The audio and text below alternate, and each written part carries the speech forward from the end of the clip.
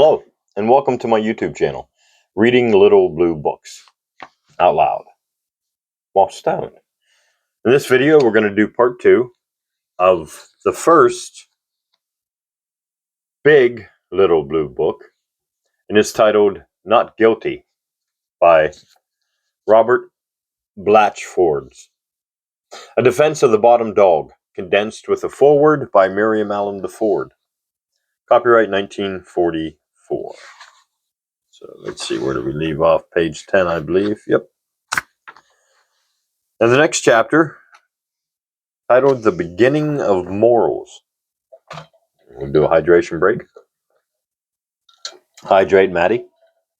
All hydration breaks brought to you by my friend Maddie. All right, here we go. The beginnings of morals. What do we mean by the words sin and vice and crime? Sin is disobedience of the laws of God. Crime is disobedience of the laws of man. Vice is disobedience of the laws of nature. I say that there is no such thing as a known law of God, that the so-called laws of God were made by men in God's name, and that turning the page, and that therefore the word sin need trouble us no more. There is no such thing as sin. And now, what do we mean by the words good and bad, moral and immoral? Morals are the standard of social conduct. All immoral conduct is antisocial, and all antisocial conduct is immoral. If there were only one man in the world, he could not act immorally, for there would be no other person whom his acts could injure or offend. Where two persons live together, either may act immorally, for he may so act as to injure or offend his companion. Any act is immoral and wrong which needlessly injures a fellow creature. But no act is immoral or wrong which does not directly or indirectly inflict needless injury upon any fellow creature. That is the root of my moral code. It may at first seem insufficient, but I think it will be found to reach high enough, wide enough, and deep enough to cover all true morality. For there is hardly an act a man can perform which does not affect a fellow creature. For instance, if a man takes a drink or neglects his health, he injures others as well as himself, for he becomes a less agreeable and less useful member of society. He takes more than the common stock and gives back less. He may even become an eyesore or a danger or a burden to his fellows. A cricketer who drank or neglected to practice would be acting as immorally towards the rest of the team as he would be if he fielded carelessly or batted selfishly. Because, speaking morally, a man belongs not only to himself, but also to the whole human race. New chapter. Where did morals come from? Morals do not come by revelation, but by evolution. Morals are not based upon the commands of God, but upon the nature and the needs of man. Our churches attribute the origin of morals to the Bible, but the Egyptians and the Babylonians had moral codes before Moses was born or the Bible written. Thousands of years, tens of thousands of years, perhaps millions of years before Abraham, there were civilizations and moral codes. In most religious morality is supposed to have been established by divine revelation. Men did not know right from wrong until God gave them codes of laws ready-made. And even after men had the divine laws given to them, they were by nature so depraved that they could obey those laws only by the special grace of God. The idea that morality was slowly built up by evolution was first given to the world by Spencer and Darwin. It has since been elaborated by other writers, notably by Winwood Reade and Prince Kropotkin. Self-preservation may be the first law of nature, but it is not the last law of nature. In union there is strength. The gregarious animals, those which live in communities of flocks and herds, as the apes, the deer, the rooks, the bees, the bison, the swallows, and the wolves, gain by mutual aid in the struggle for existence.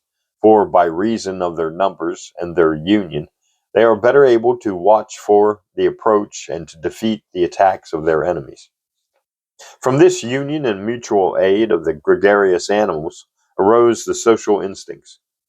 The sociable animals would doubtless be first drawn together partly for safety and partly for company. And as more sociable animals would be safest, and less sociable animals more exposed to danger, natural selection would tend to raise the level of sociability, because the stock would be bred more from sociable than from unsociable animals. The apes are social animals and also imitative animals. The ape like ancestors of man would unite for safety and for society, and being imitative, would observe and copy any invention or discovery due to lucky accident or to sharper wits amongst their numbers. Like the lower animals, they would play together, feed together, fight in companies, defend or rescue their young, and post sentinels to watch for the approach of danger. Long before man had thought of any ghost or god, some rude form of order and morality would exist in the families and tribes of men, as some rude form of order and morality exists today amongst the wild elephants, the bees, the deer, and other creatures. One of the first faults man would brand as immoral would be cowardice. One of the earliest moral laws would perhaps resemble the Viking law that men who proved cowards in battle should be buried in the swamps under a hurdle. Very likely, the earliest human groups were family groups or clans. These clans would fight against other clans. The next step may have been the union of clans into tribes, and the next, the banding of tribes into nations. At present, men are mostly united as nations. Each nation has its own laws, its own morality, and its own patriotism. And the different nations are more or less hostile to one another, as formerly we were tribes or clans. The final triumph will be the union of the nations into one brotherhood and the abolition of war. We do not need to think long nor to look far to see that different conditions have evolved different moral codes. But all morals may be divided into two classes: true morals and artificial morals. True morals are founded on the rule that it is wrong to cause needless injury to any fellow creature. Artificial morals are those morals invented by priests, kings, lawyers, poets, soldiers, and philosophers. Moral codes made by rulers or by ruling classes are generally founded on expediency. And expediency, as understood by the rulers or the ruling classes, usually means those things that are expedient for themselves. Now, that which is expedient for a king, a tyrant, or an aristocracy may be far from expedient for the people over whom they rule. So we need not be surprised to find that many of the laws of barbarous and civilized nations are immoral laws. Our British game laws, land laws, poor laws, and very many of the criminal laws and the laws relating to property are immoral laws. But there is no revelation of God condemning those laws, nor does any European church oppose those laws, nor denounce them as immoral. Then, as to public opinion, our unwritten moral code, there is no clear and logical system of moral principles. For instance, the public think it a pity that men should be out of work, that women should starve, that little children should be sent to school unwashed and unfed. But the public do not think these things immoral. The fact is, the British people, after more than 1,000 years of Christian teaching, do not know what true morality is. And how should they know when their teachers in the church do not know? The churches have always drawn their morality from the Bible and have always tried to fit it in with the immoral codes made by kings, soldiers, landlords, moneylenders, and other immoral persons. The church has often pleaded for charity to the poor, but has never come to the rescue of the bottom dog, because the churches have never understood morality, nor human nature. It is science and not the revelation of God, nor the teaching of priests, that has enabled us to begin to understand human nature, and has made it possible to build up a systemic code of true morality. What is the common assay for moral gold? The test of the motive. Sir Giorgio Midas has given £100,000 to fund a Midas hospital. What says the man in the street? Ah, fine advertisement for the Midas. Midas pills. Mr. Keach, the grocer and the churchwarden, has given £5 to the New Methodist Sunday School. Says the cynical average man, a sprat to catch a mackerel. Sir Norman Conquest, Bart MP, has made an eloquent speech in favor of old age pensions. Chigwin, the incorruptible, remarks with a sniff that it looks as if there would soon be a general election. What do these gibes mean? They mean that the benevolence of Messrs. Midas, Keach, and Conquest is inspired by selfishness, and is therefore not worthy but base. Now, when a gang of colliers go down a burning pit to save life, or when a sailor jumps overboard in a storm to save a drowning fireman, or when a Russian countess goes to Siberia for trying to free the Russian serfs, there is no sneer heard. Chigwin's fierce eye lights up. The man in the street nods approvingly, and the average man in the railway compartment observes sententiously, "That's pluck." Well, it is not clear that these acts are approved and held good. And it is not clear, and is it not clear that they are held to be good because they are felt to be unselfish? Now, I make bold to say that in no case shall we find a man or woman honored or praised by men when his conduct is believed to be selfish. It is always selfishness that men scorn. It is always self-sacrifice and unselfish service they admire. This shows us that deep in the universal heart, the root idea of morality is social service. This is not a divine truth. It is a human truth. Selfishness has come to be called bad because it injures the many without benefiting the one. Unselfishness has come to be called good because it brings benefit and pleasure to one and all. It is twice blessed. It blesseth him that gives and him that takes. To sum up all these ideas, we find it suggested that the social feelings from which morality sprung were partly inherited by man from his animal ancestors, partly imitated from observation of the animals he knew so well in his wild life. And we find it suggested that these social feelings probably began in the love of animals for their young, and in the brotherhood and comradeship of the young for each other. It was the social feeling of men that made their Bibles. The Bibles did not make the social feelings. Morality is the result of evolution, not of revelation. Next chapter. The ancestral struggle within us. I have spoken of the nature handed down to us by our foreparents. I might have said natures, for our inheritance, not being from one, but from many, is not simple but compound. We too commonly think of a man as an Englishman or a Frenchman or a Londoner or a Yorkshireman, as good or bad. We too commonly think of a man as one person instead of as a mixture of many persons, as though John Smith were all John Smith and always John Smith. There is no such thing as an unmixed Englishman, Irishman, or Yorkshireman. There is no such thing as an unmixed John Smith. And how can we say that John Smith, that he is good or bad?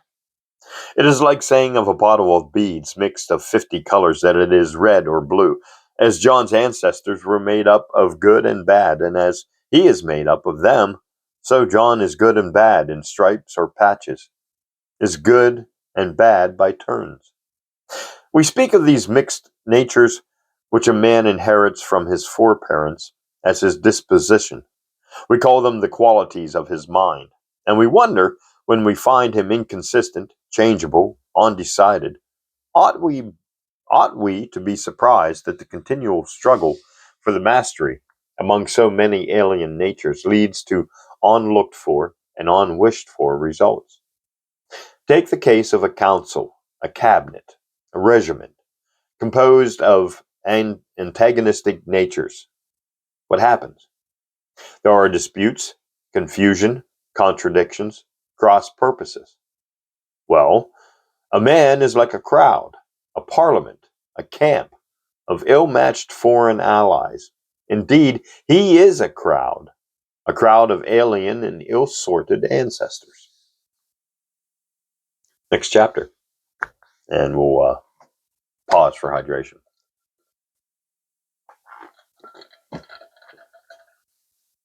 Next chapter, the great arteries of human nature. But differ from each other as we may, there are some general qualities, some human qualities, common to most of us. These common qualities may be split into two kinds, selfish and unselfish. The selfish instincts come down to us from our earlier brute ancestors. The unselfish instincts come down to us from our later brute ancestors and from our human ancestors.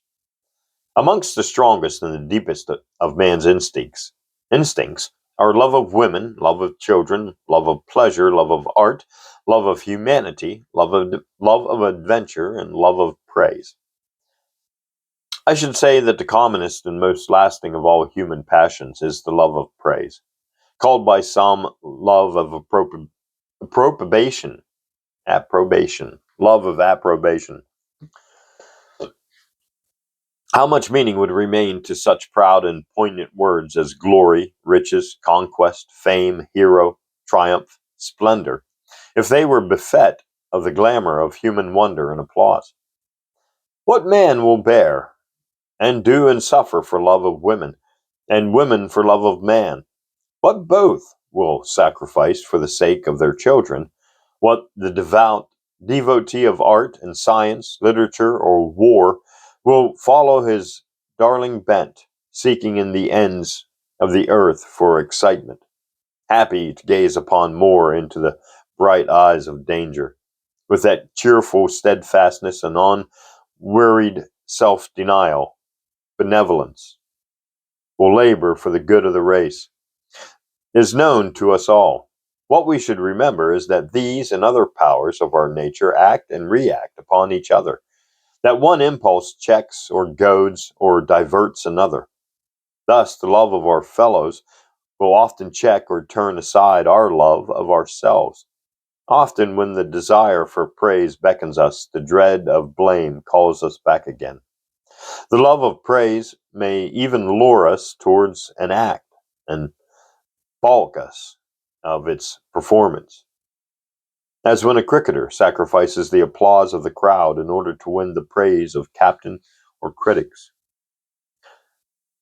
So will the lust of pleasure struggle against the lust of fame, the love of women against the love of art, the passion for adventure against the desire for wealth, and the victory will be to the stronger. Let us look into the human heart. The best way is to look into our own and see how these inherited qualities work for and against each other. One of the strongest checks is fear. Another is what we call conscience. Fear springs sometimes from love of approbation. We shrink from an act from fear of being found out, which would mean the loss of that esteem we so prize. Or we shrink from fear of bodily pain, as those knew well who invented the terrors of hellfire. There is a great deal of most respectable virtue that ought to be called cowardice. Deprive virtue of its dare nots, and how many would nots and should nots might survive? Good conduct may not mean the presence of virtue, but the lack of courage or desire. But Happily, men do right also for right's sake, and because it is right, or they refrain from doing wrong because it is wrong. The bent towards right conduct arises from one of two sources. One, education. We have been taught that certain acts are wrong. Two, natural benevolence, a dislike to injure others. The first of these, education, has to do with environment. The second is part of heredity. One we get from our fellow men, the other from our ancestors. Heredity is very old. It reaches back to the beast. It passes on to us generation after generation for millions of years, certain instincts, impulses, or desires of the beast. Environment is new. It begins at the cradle. It prints upon us certain lessons of right and wrong. It tells us that we ought not to do certain things. But the desire to do those things is part of our heredity. It is in our blood. It is persistent, turbulent, powerful. It rises up suddenly with a glare and a snarl like a wild beast in its lair, and at the sound of its roar, and the flame of its lambent eye, and the feel of its fiery breath, memory lifts its voice and hand, and repeats the well-learned lesson with its shall nots. We are told that the animal impulses dwell in the hindbrain and that the morals and thoughts dwell in the forebrain. The dual personality, then, the double self, consists of the two halves of the brain, and the dispute between passion and reason, or between desire and morality, is a conflict between the lower man and the higher, between the old Adam and the new. But it is also, to a great extent, a conflict between the average man and the hero or leader. And there is naturally a conflict between the desire to do evil and the knowledge of what things are good. It is not easy for Wat Tyler, Corporal Trim, or Sir John Falstaff to follow the moral lines laid down by such men as Buddha, Seneca, or Socrates. Sir John knows the value of temperance, but he has a potent love of sack. Watt knows that it is good for a man to govern his temper, but he is a caloric subject and hefty with a hammer. There was a lot of human nature in the shipwright, who, being reminded that St. Paul said a man was better single, retorted that St. Paul wasn't a North Shields man. Next chapter, our possibilities. We know very well that some qualities may make either for good or bad. Strength, ability, courage, emulation may go to the making of a great hero or a great criminal. If a man's bent or teaching be good, he will do better. If it is evil, he will do worse by reason of his talents, his daring, or his resolution. Dirt has been defined as a matter in the wrong place. Badness might often be defined as goodness misapplied. Courage, ill-directed, is foolhardiness. Caution in excess is cowardice. Firmness, overstrained, is obstinance. Many of our inherited qualities are what we call potentialities. They are possibilities, capabilities, strong or potential for good or evil. Love of praise may drive a man to seek fame as a philanthropist, a tyrant, a discoverer, or a train robber.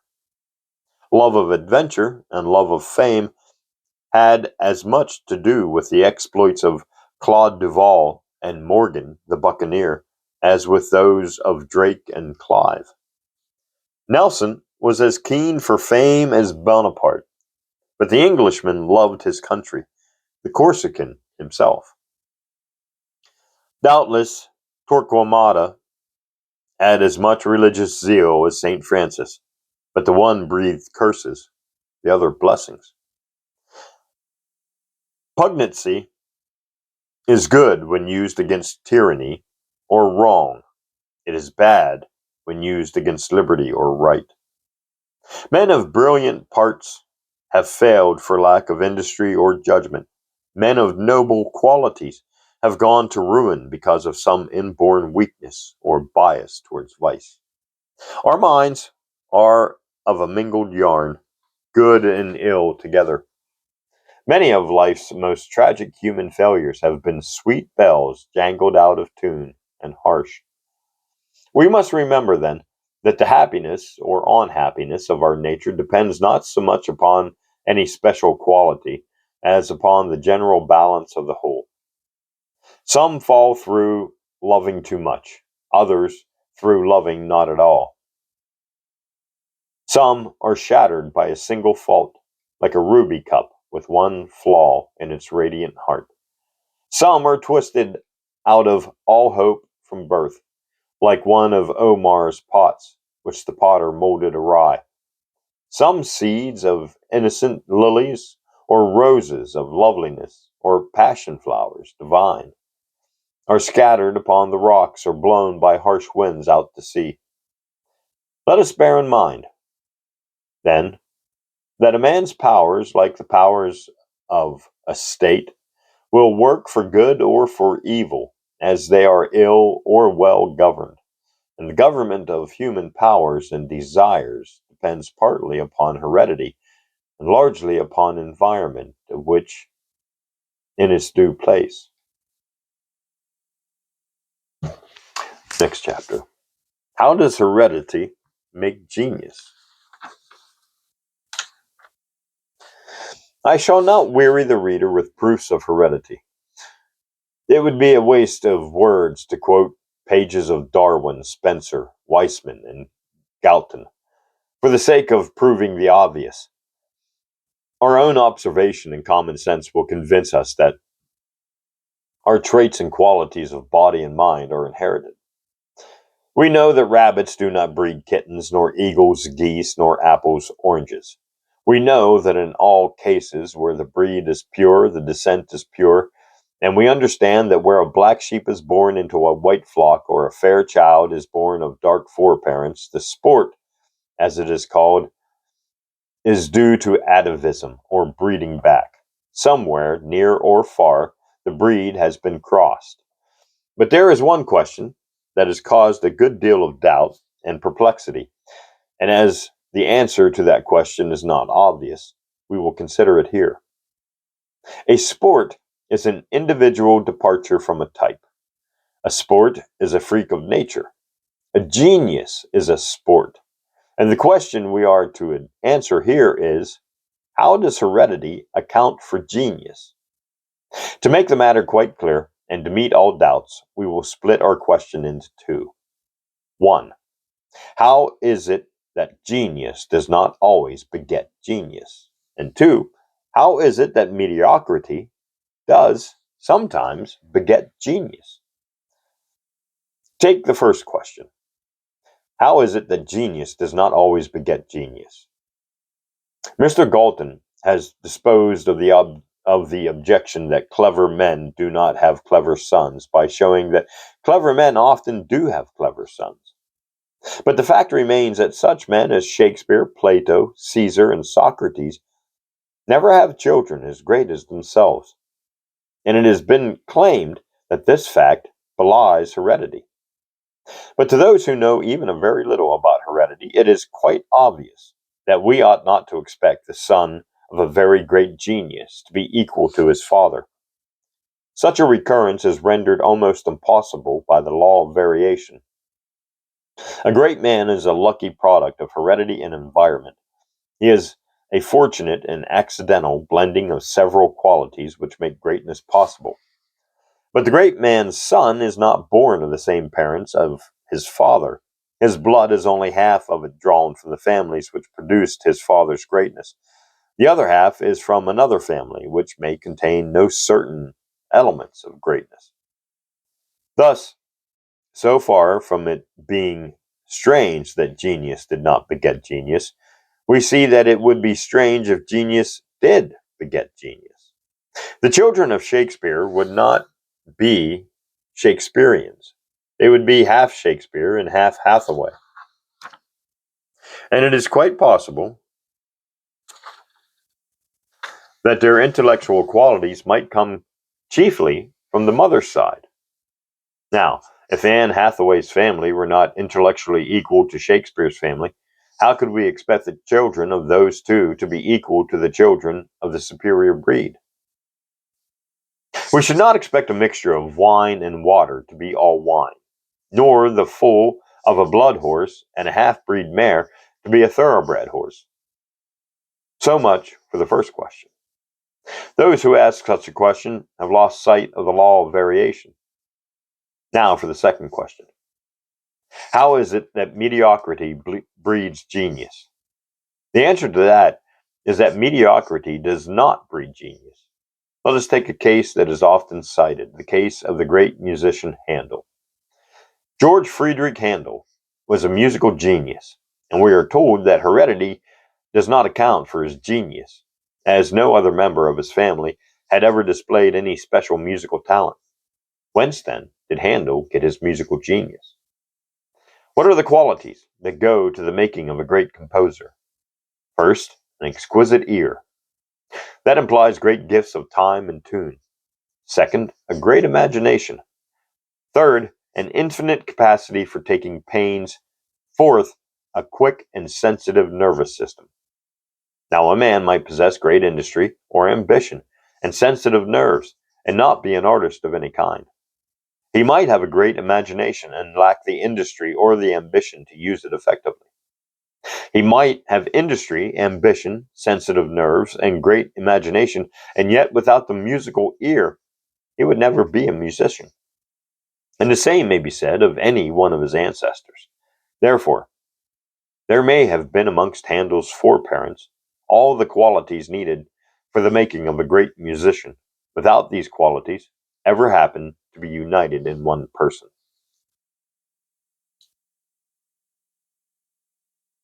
I was at you. Let us suppose a case. A man of energy and ambition, but with average imagination and an average ear, marries a woman of ordinary mind. Their son marries a woman of strong imagination.